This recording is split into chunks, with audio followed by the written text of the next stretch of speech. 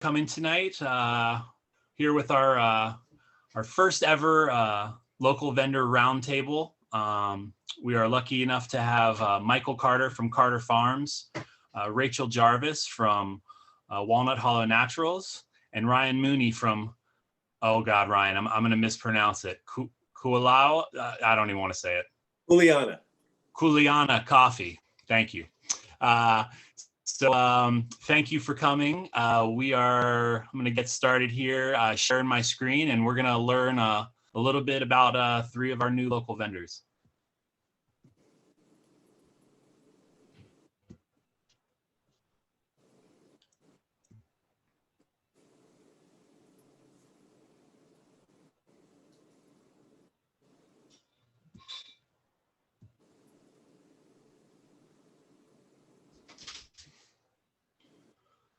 All right.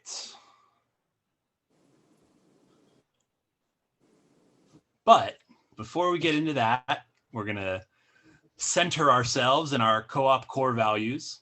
These are the core values that the board came up with a few years back, and it's really the kind of the mission of the store. So these are our four values that kind of guide us throughout the work we do. So local, we will emphasize buying locally sourced food and products.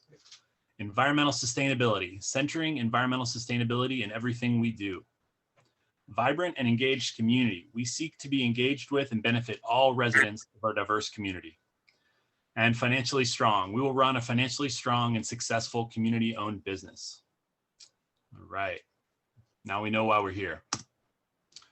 All right. And one more piece of shameless advertising. Still not too late to become an owner. We've had unbelievable growth in 2021. Something close to like 50 new owners in February, which is just unbelievable. We're up to 1776 now, which Rich says was a good year for this country. I'm not a historian, but I'm going to go with Rich. I'm going to believe him there. But let's get off that number as soon as possible, even though it was a good year. Just 24 more to go to get to 1,800 before opening. Which again would be a record for any startup co-op to open a store with that many owners. So unbelievable. And still time, that owner list still isn't final yet for the owner appreciation wall. So still time to get your name on that wall if you haven't joined yet. All right, now we are going to get started with our first guest and vendor tonight, Michael Carter from Carter Farms. I've had the pleasure of knowing Michael now for almost a year. He's helped out with a couple presentations. He's helped me make some really valuable connections around the community with potential other farming sources. And even he's a restaurant or former restaurant guy. So he's connected me with, he's made some really valuable connections for me in some restaurants and other products, helping other people get into the store too. So I'm forever indebted to Michael, and just glad to have him here. So Michael's in Unionville, Virginia. They're about 30 miles from the co-op. And Michael, take it away. Good morning, evening, afternoon, wherever you're calling from in the great city of Fredericksburg. I know in Virginia we get a little spring, summer, winter all in the same week. But welcome. Thank you for having me, Chris. I'll change my video a bit. I'm Michael Carter Jr. with Carter Farms, Century Farm based in Orange County, Virginia. And we do ethnic vegetables at our farm. Ethnic vegetables being vegetables from usually African, Asian, or Caribbean, Latin American origin. We kind of pride ourselves on that. My great-great-grandparents purchased the farm in 1910, and I'm just returning back from a trip, or I guess a sabbatical in Ghana for 5 years. And after returning back, I have to return back and take up the family tradition of farming and kind of help my uncle transition from his farming practices. This is a great opportunity for us to kind of work together with the local community. We don't have any customers in in Fredericksburg right now. No, I'll take that back. We do have some customers in Fredericksburg, but this would be adding to our local footprint. and we want to be able to offer, the goods and services that we provide in terms of produce, as well as my sons. You see them right there at the bottom of the screen. They provide seeds and various other African goods from Ghana, West Africa, where we lived for 5 years. So we have CarterBrothers.net, which provides a whole host of ethnic vegetables. And then this is pictures. I guess these are pictures that you got from the farm. I didn't send you these pictures. Yeah, sorry, I couldn't help out to see Michael, and I had to throw this in there because the history of your place and your family on that land is it runs deep, and I love these. So you can speak to them or not speak to them, whatever. Oh, no problem. I can definitely speak to them, and I'm gonna need those pictures when you can send those to me because I don't have any. Okay, I'll send them. So one of the things that we do at Carter Farms, we have a nonprofit called Africulture, which talks about the African and African American contributions to agriculture. Many times when most African Americans or other people think about Africans and agriculture, they think about slaves, picking cotton, picking tobacco, and it's not a very delightful experience that we're reflecting on many times. We don't often look at the highlights and the various contributions that Africans and African Americans and African Caribbeans have given to agriculture. So this picture to the far left, the corn planter. This corn planter was invented by a gentleman named Henry Blair. Henry Blair was an enslaved African in the Silver Spring area of Maryland. And this invention really transformed the way agriculture was done within the world. If you can imagine, corn planters were very, very much needed. Most of us are preparing now in our fields to plant, and without this invention, it'll be extremely tough to plant corn, plant grains without this invention. So we honor Henry Blair, we honor our ancestors who came before us, and various other African and African Americans on our farm. We do tours on our farm. We also do workshops, lectures, seminars, trainings. The list goes on and on. Hello, Ms. Robertson, I see you as well. And we that's what we do at Carter Farms. We're kind of focused on growing biologically as much as possible. So we do pretty much no chemical additions to our farm, no chemical inputs, no chemical fertilizers. On my side of the farm, my uncle, who is still maintaining aspect of the farm, he does use chemicals, but I don't, and he doesn't do the produce, so we don't have to worry about any cross contamination on that. So we kind of, this is what we do. We are in the community. We work with a lot of various farmers, as well as stores, distributors. We're kind of a middleman for everybody, one-stop shop for a lot of individuals. So we look forward to working with the Fredericksburg Area Co-op. Please, when you go to the co-op and the co-op opens, ask for produce from Carter Farms, buy produce from Carter Farms. We'd appreciate it. Cool, and this might be our best picture. Well, I don't know, we got some good ones, but this might be one of my favorite pictures, Michael. Is that one of your sons jumping up on hay? Yeah, it's my son Yair. Yeah. Yeah, that's an awesome shot. All right, well, thanks so much. We'll hear more from Michael here in a little bit. All right, up next, we're going in alphabetical order tonight, to be fair. So we got Rachel Jarvis from Walnut Hollow. You guys everybody probably knows Rachel because she is probably the most consistent farmers market vendor I've seen in my short history here. She is on the corner at the market every morning, and she must get there super early because she always beats me there. But Rachel was awesome. Rachel did a video with us earlier this year, welcomed us out to her place. I got to see her whole kind of homestead and awesome workshop area. Really, really cool experience. And Rachel, thanks so much for joining us. Why don't you tell us a little bit about yourself? Okay, thank you very much, Chris. I really appreciate you having me on here tonight. And thanks for everybody else that jumped in to join and learn a little bit more about what we all do. But Walnut Hollow Naturals is a small, pretty tiny farm in Caroline County, just south of Fredericksburg. And my family and I work to produce a whole host of natural items that we both grow and create ourselves and sell at local farmers markets.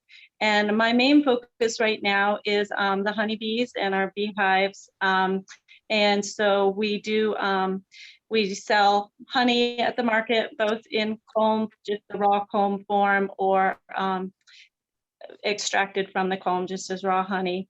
And the other thing we do is use the wax from both our beehives and other local beehives and other small farms. We use the wax to make many different products, both natural products for your home and also body care and skincare products and things like that. We try to grow as much as we can of our own herbal products and things to put into our, yeah, okay, there you go, that's good. We do cut flowers at the farmer's market, but we also grow, there's a shot here of calendula, and we use the calendula in a lot of different things. This is my daughter picking it, but we make a salve with the calendula. I also steep it in olive oil and then use the olive oil and soap, like a gentle baby soap. I also have some steeping right now with some lavender and rose petals that will be a baby oil. So other things we use on the top there in the middle is catnip. That's catnip infusing in witch hazel, which will be added to some essential oils and used in an insect repellent. We also grow flowers for sale, and we use herbs and flowers in our soap, both as infused oils and as exfoliating agents or just decoration and to make them visually more appealing. What we aren't growing, we also do foraging. My other daughter's picking elderberries here, and we do local foraging for elderberries and make fresh elderberry syrup. And we try to, as much as we can, use products that we can find either grown naturally by ourselves or by friends, and use them in our products.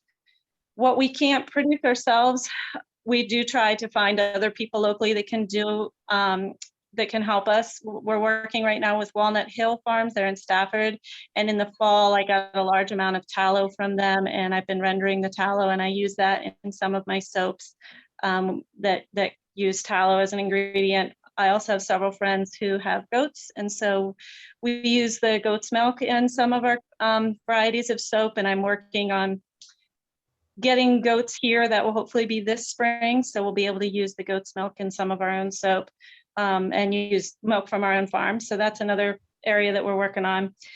And then whatever we can't find locally or produce ourselves, we try to use organic whenever financially possible, and really focus on high quality ingredients so that all of our products are really focused on making them as natural as possible.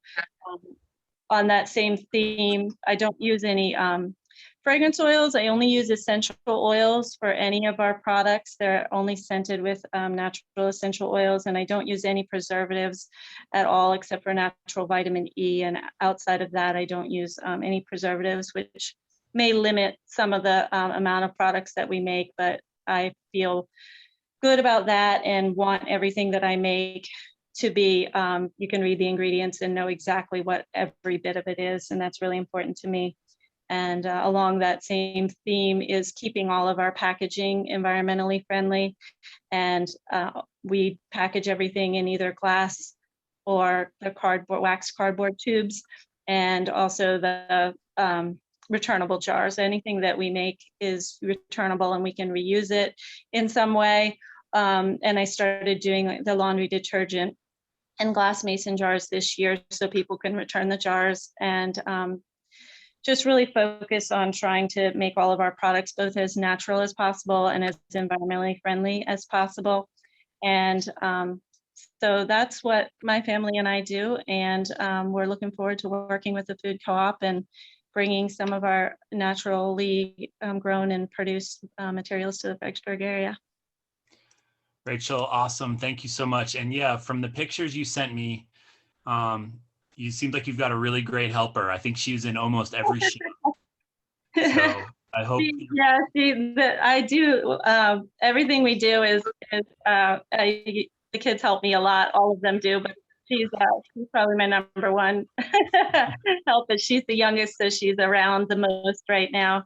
And most of the things she enjoys doing, some she gets stuck doing, but regardless, we do it together. Yep, and we got a theme so far because I know Michael's kids are out in the fields with him all the time too, so that's really cool.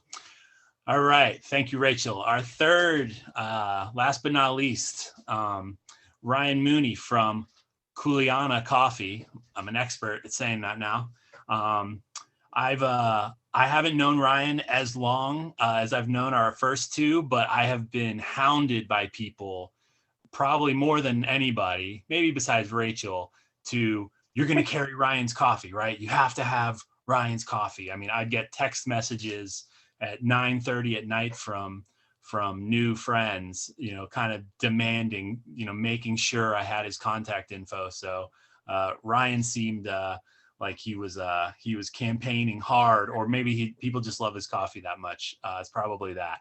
But really cool that it's roasted just 5 miles from the co-op, so it doesn't get much more local than that.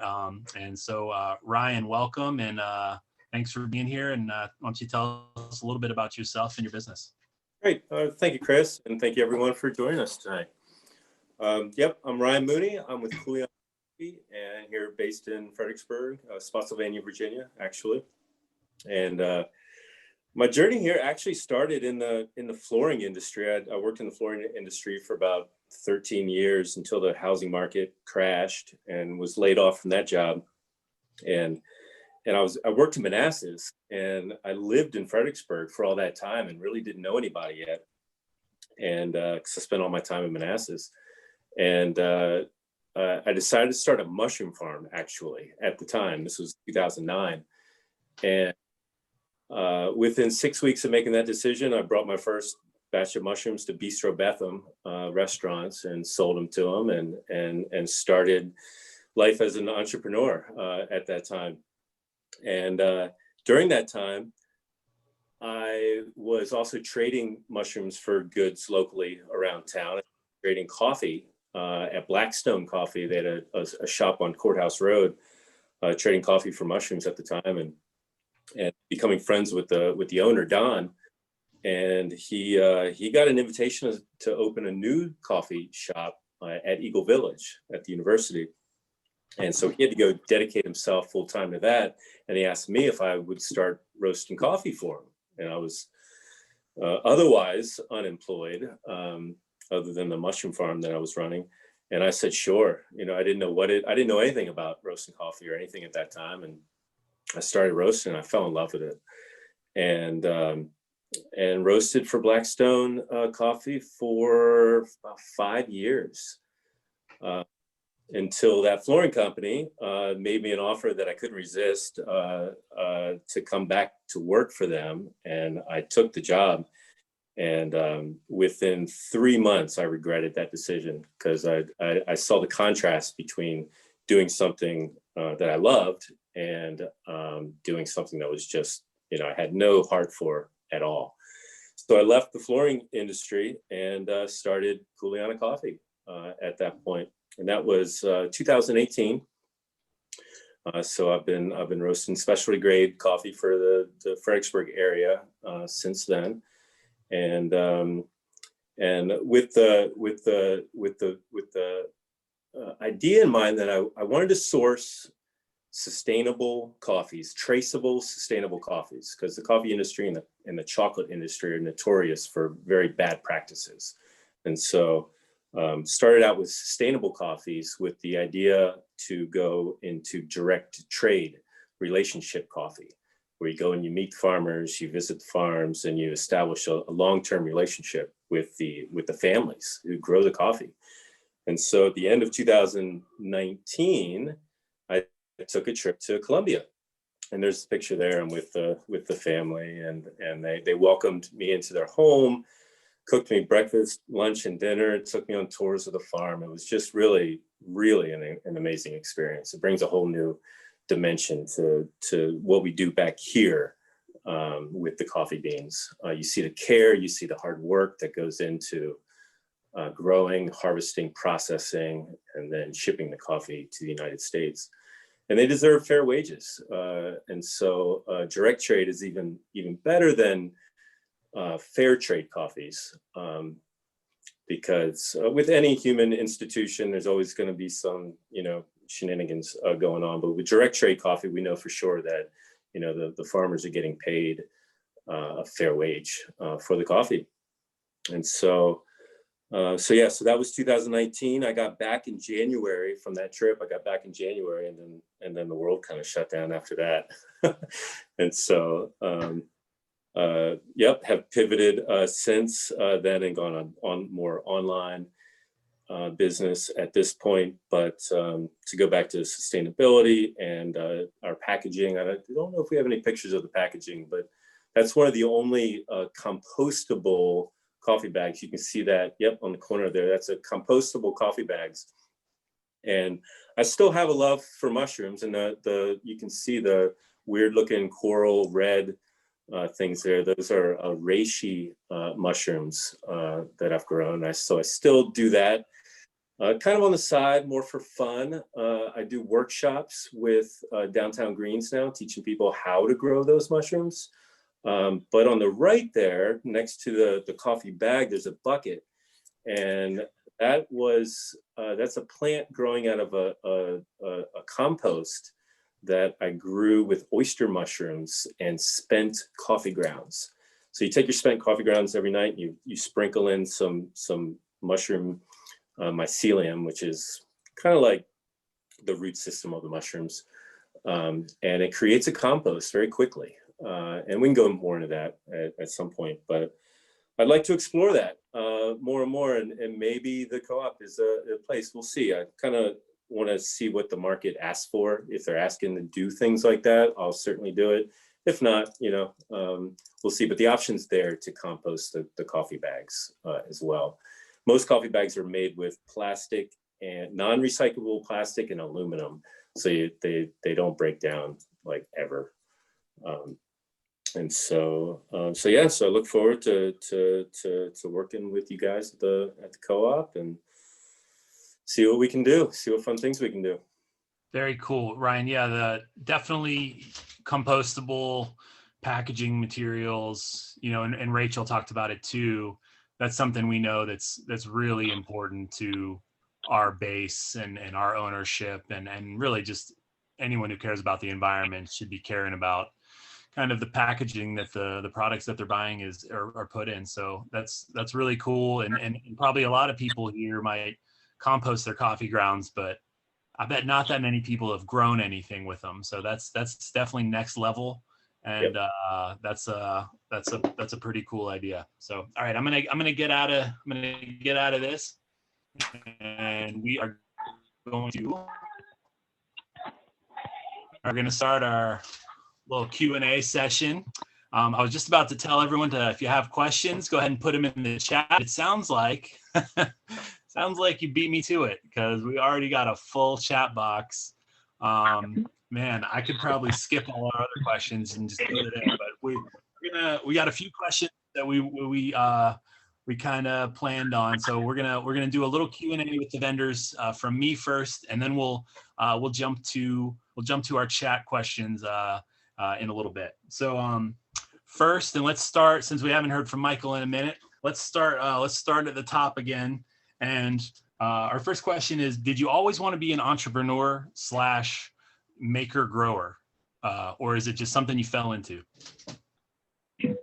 That's a good question. And it's kind of a yes and no question. Yes, I wanted to be an entrepreneur. No, didn't want to have anything to do with agriculture. I'm a son of an agriculture teacher. My father taught at Caroline High School for 35 years in agriculture, which made me a student for 35 years of agriculture against my will. So I recall around maybe 13 or so saying under my breath, not enough for him to hear me, but I would never work in agriculture. And you can see how that worked out. But at the same time, I had a great love for selling things. So in kindergarten, I was selling Jolly Ranchers and Crybabies, any type of candy I could get. In high school, I sold my prom tape, probably the worst videotape ever recording of a prom, but I got about $200 out of it, so it worked out for me. So I've actually, gotten better in my videotaping skills. And now I can see it. And I've set up a business for my sons, Carter Brothers, so that they don't have the same angst that I had about agriculture and business. Very cool. That's a good story about accidentally falling into your father's footsteps. Rachel, how about you? Did you always want to be an entrepreneur? Did you always want to be a maker? I've always loved making things. Yeah, from the time I was real little. I didn't really expect that was what I was going to be doing for a living. I just thought it would be a hobby, but I guess when I had kids, that was a pivotal moment for me of kind of reprioritizing my life and what I wanted to do with it and where I wanted to go with my life, and recognizing that I wanted to be more available for my kids and be home with them more and have more time together. And on that thread, I turned back to what I knew and what I loved to do, and that was farming and gardening and making things. And so I just started from the beginning, really, of just growing flowers and selling those, and expanded into bees, and then making different products with all the things that the bees have and that we can use. And really my hobby slowly but surely turned into a business. And one day I realized I absolutely loved it. And I loved doing markets and providing people with good natural products, and that it could be an actual business. And I never set out for this to be what it is, but it became what it is. And I'm really pleased that it did, and thankful for the twists and turns of life that took me here. That's awesome. Yeah, I think probably a lot of people make that decision to stay. They want to be closer to their kids, so they find something they can do at home to make money. So I know my girlfriend did with clothing. So that makes a lot of sense. Ryan, we know you didn't. You were laying floor. So how did I guess we kind of heard how you fell into coffee, but did you always think of yourself as an entrepreneur? No, it always looked very daunting and impossible looking from the outside in. I was always in awe of the business owners that I had worked with in the past, and but just I guess kind of lucked into it. I felt the contrast between doing something that you love and doing something that that was just a paycheck, and I can't imagine going back to not doing something that I don't love. Or no, yeah, you know what I mean. Doing something that I don't love. Totally. Yep, agree. Okay, this might be it's a two-parter, and we'll go backwards. We'll start with Ryan. So, what's the hardest thing, and what's the most rewarding thing about working for yourself? Well, that sort of two sides of the same coin. In one sense, it's like the reward comes from the hard work that you do. At the end of the day, you can see, what you've done throughout the day. So, in one sense, there's that. But the hardest thing probably has been like, I decided to go full time into coffee roasting right at the end of 2019, the beginning of 2020, and that's when COVID hit.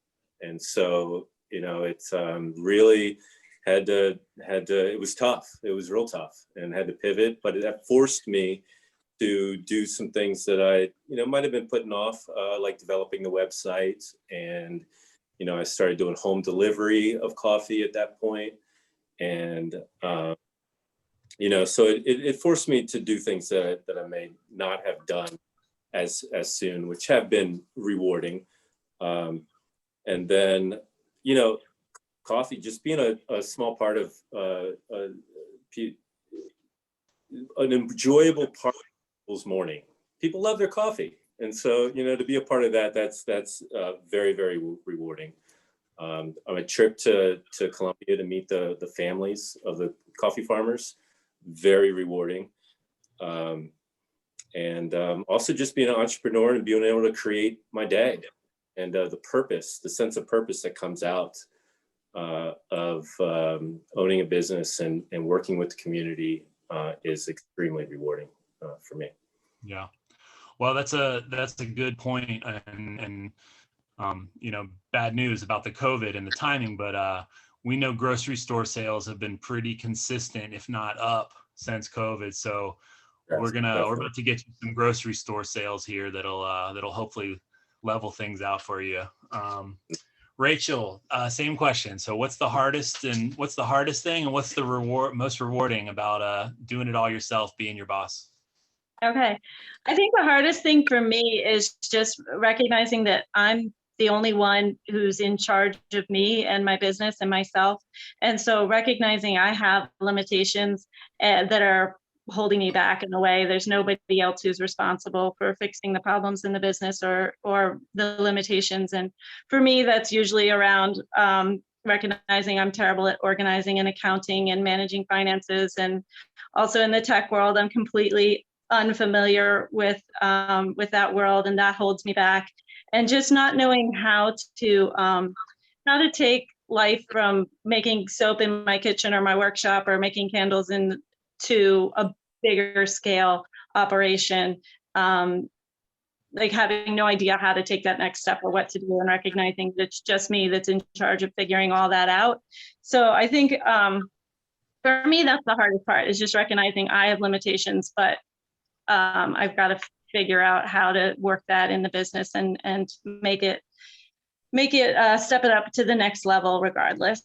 But there's a lot of positive things about being an entrepreneur, and they far outweigh the negatives in my own opinion. I love just being able to make my own schedule and work on the things that I want to work on throughout the day, being able to prioritize my life and the days that I want to travel or do things with the kids or whatever, and the days that we work together or travel together and play together, and just being able to prioritize that in the way that I want to, instead of having somebody else tell me to do that. I also love the way my own business is seasonal. And so there's some seasons where we're doing dipping candles, or there's some seasons when we're harvesting honey and everything's sticky and covered in honey for seemingly weeks, or it's some seasons we're planting or harvesting, whatever, but it's always changing, and I get bored doing the same things over and over and over again. But I love being outside, I love doing things with my hands, and I love doing different things all the time. And I also love being with my family and being able to do things with them and learn how to do new things together, and it's a lot of fun. So, well, yeah, you made that sound 100% rewarding.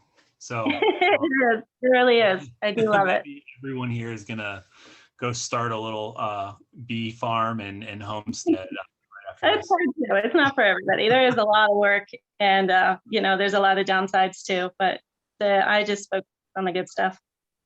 All right. Well, we got to get you a tech guy. And a bookkeeper. Yeah. Right.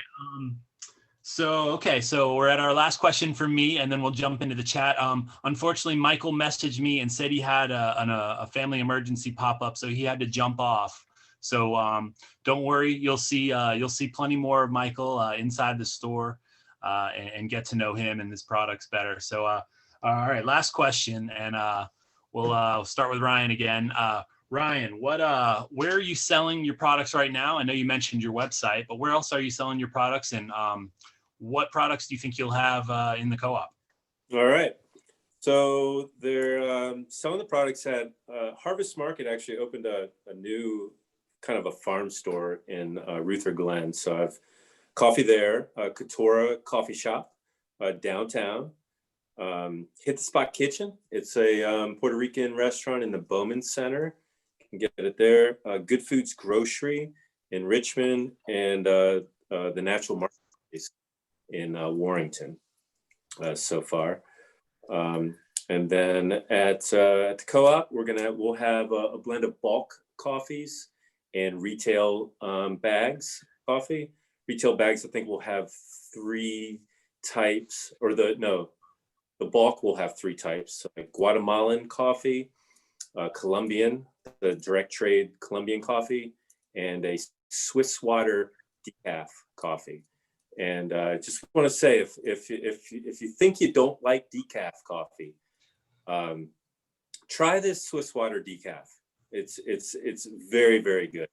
I give samples out when people buy regular coffee. I said, just humor me on this. I know you don't think you like decaf coffee, but this is extremely flavorful coffee. It uses only water to process, to remove the caffeine, and it leaves behind all of the flavor of the coffee. And in the evening, a cup of coffee, in the evening. I can't drink coffee in the evening. I know people who can, but I can't. It's a good option for that. And then retail, we'll have a mixture of single origin coffees, Guatemalan, Colombian, Papua New Guinea, probably Ethiopian coffee. And I just received, I have to mention this, a new coffee, an Ethiopian wild forest grown Ethiopian coffee from the place of origin of coffee. It's not planted, it's not pruned, it's completely wild forest coffee. And I roasted it just before this meeting tonight. I'm gonna taste it tomorrow morning. Also, another very rewarding part of this is finding a new coffee and then roasting it and then tasting it. So yeah, Ethiopian, and probably about 6 different single origin coffees in retail packages. Very cool. None of those really wicked mushrooms, none of those for sale? Well, I mean, that's something that we can talk about. I mostly like to do that for fun. No, I'm joking. I know. I don't. They're like pieces of art. They're right. They're really cool. Yeah. Okay, Rachel, I know I've seen your workshop. You've got like 1,400 products. Is the whole store going to be Walnut Hollow? Well, you're gonna have to see how much I can produce and what the demand is and what the shop needs, and go from there. But currently, I am at the Fredericksburg Farmers Market every Saturday, and that's in downtown Fredericksburg. I also participate at the Long Sunday Market. That's every Sunday out off the 610 in Stafford. And I have a few things locally in a couple shops. Agora downtown has a few things, and I have a couple other things in small specific things, like I have a wood sealer at the workshop and different smaller things, but mainly my presence is at the farmers market. For the food co-op, some of my more popular items that I hope to have there would be soap, chapstick, laundry detergent, beeswax food wraps, and I also have more specific baby lines with baby things and room sprays. And then, of course, a lot of seasonal items. The candles are usually out in the fall and Christmas time, different syrups and sprays and things like that seasonally. And so it's just going to depend on what everybody wants to see and what I have time to make and how much we're able to grow. Honey will probably be there, but again, seasonally on that, as I don't have a big enough operation right now to supply honey year round. But in at least for parts of the summer, I should have it. Very cool. Awesome. Looking forward to it. All right. So we've got 19 minutes left to do a lot of chat. So we'll be able to get through a lot of these Q&As. So just some of it'll just be people applauding you. Some of it'll be asking some questions. Let's see. Let's see. Questions from Michael. Unfortunately, a lot of people loving that Rachel's here. A lot of people loving Ryan's coffee. Here's a question from Gerald Anderson. The coffee bean on your label looks a lot like a mushroom. Was that on purpose? Yes, it was. Very cool. Yep. Very cool.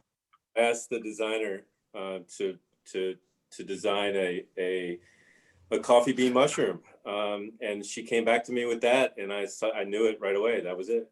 Yeah, very cool. Very cool logo. I loved all three doing this project. I learned about all three of your logos really well.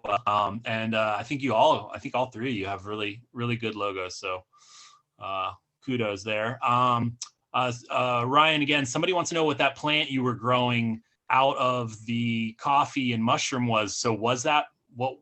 Yeah, because it looked green, but so that wasn't mushrooms coming up. What was that? Nope, I think that may have been kale. That was a couple years ago. Okay. I'm pretty sure it was kale. Cool. Ryan, people asking if Carter Seeds and produce will be in the store. Definitely. Anita, definitely. We're working on exactly what seeds that they're going to have, but we'll have a variety of seeds, but definitely we'll have some Carter Farm seeds for sure. And then somebody wanting to know, Ryan, are you going to be available to do any mushroom farming workshops? I know that you've already done some with Downtown Greens, but yeah, I bet we could muster up a crowd for a co-op one if you ever. Absolutely. If you guys ask for it, I'll be there. Very cool. From Selma, I'm in awe of all three of your vendors. So grateful for all of you. Ryan, do you produce just one roast of coffee? We might overwhelm you with demand. Are you ready for this? I'm ready. But he doesn't do just one roast. He's probably got 8 or 9, huh? Yes. We have multiple roasts, 8 or 9. Mostly medium, but if you guys ask for darker roasts, I'll do darker roasts. But I mostly do medium roast. But okay, very cool. Somebody saying Swiss water processed decaf is great, but very hard to find. So very, very cool to hear that. Yep. Selma asking, Rachel, will we be able to return your mason jars via the co-op? I think so. I'd have to talk with Chris to answer those questions. It's fine with me, and I'm happy to work something out. But Chris and I have talked about a couple of different things, including bulk laundry detergent or jar returns at the shop itself. Yeah. Yeah, I would say, Selma, either we'll do jar returns or we'll try to get Rachel's laundry detergent in bulk where you can bring your own container. So one way or the other, you won't need a new container to get Rachel's stuff. Let's see. Okay. All right. This might border on international politics, but Ryan, I'm going to go for it. As a small roaster, are you at all concerned about timely product delivery from Colombia? Oh no, that's not political at all. Also, how far ahead long can you inventory unroasted coffee? All right. So last year was the big, the shipment. My partner really was concerned about the delivery. She ships out of Colombia in late January, and it was May before she got the coffee last year. But this year, she already has her shipment of the year's worth of coffee. So typically, green coffee warehouses in a good climate controlled warehouse, which this is, for about a year. So I'm not concerned this year at all. Last year I was concerned, but not this year. Okay, very cool. And somebody asked, green coffee beans. Will you sell green coffee beans to the co-op for anyone who wants to home roast? Absolutely. If you ask for it, I can provide those for sure. Cool.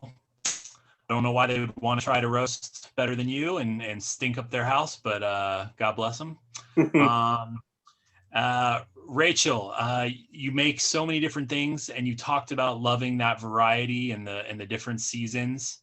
But if one aspect of your business kind of blew up or you had to scale, which would you be the most happy that it was? Like, which do you think you would be the least tired of doing? If you had to go 100% into candles or 100% into soap, or 100% into body care, which do you think you'd be the most happy about? That's a tough one. But probably, well, I'd break it down into like farming stuff or creating stuff. So if it's creating stuff, probably soap, because it gives me the most flexibility. I can experiment with a whole host of oils, a whole host of herbs, a whole host of scents, and always do something different. If it was gardening, it would probably, or farming, it'd probably be the bees and just wanting to really streamline that. I really enjoy watching them, and I don't think I ever get bored with watching those guys. Very cool. All right, so this is the last question in the chat is, Ryan, what's your favorite coffee? I like Central and South American coffees. A lot of roasters in my position tend towards the Ethiopian and African coffees. but I prefer the Central and South Americas because they tend to have more body and are more balanced than the African coffees. African coffees tend to have strong fruit notes to them, maybe sometimes lemon notes, citrus notes, and my particular palate, I don't prefer those. I like them, but I don't prefer those. I like more of a heavy-bodied, more of a chocolatey kind of coffee. And so Central America delivers with that. And right now it's between Colombian and Guatemala. Those are my two favorites. Okay, very good. All right, had a few more questions come in. Camille seconds your honey, Rachel. She seconds your venture into scaling that business. She says your honey's the best.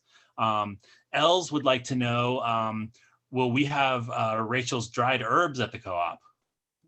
That's something that we can talk about, Chris, too. I'm happy to do some. Again, it's one of those things I don't have a whole lot of, so it would probably be seasonal if I did have any there. Right. We got to let her sell what she can at full price at the farmer's market for things that doesn't have a ton of. Here's a question from Rich. Rachel, which of your products would you recommend for an 8-year-old granddaughter? The chapstick, the little girls always like my chapstick. It comes in a whole host of different flavors that they can have fun with. And those push-up tubes are kind of like a old-fashioned push pop. They just love using them. So they're a lot of fun for the kids, and they come in a lot of fun flavors too. Very cool. All right, now a couple from Ryan. This is great. You guys are going back and forth perfectly. Diane wants to know, Ryan, are your coffees organic? Not all of them. About 90% of the coffees are organic practices, and I'll mark that on the coffees that are there. At least organic practices, and the rest are, and then certified organic.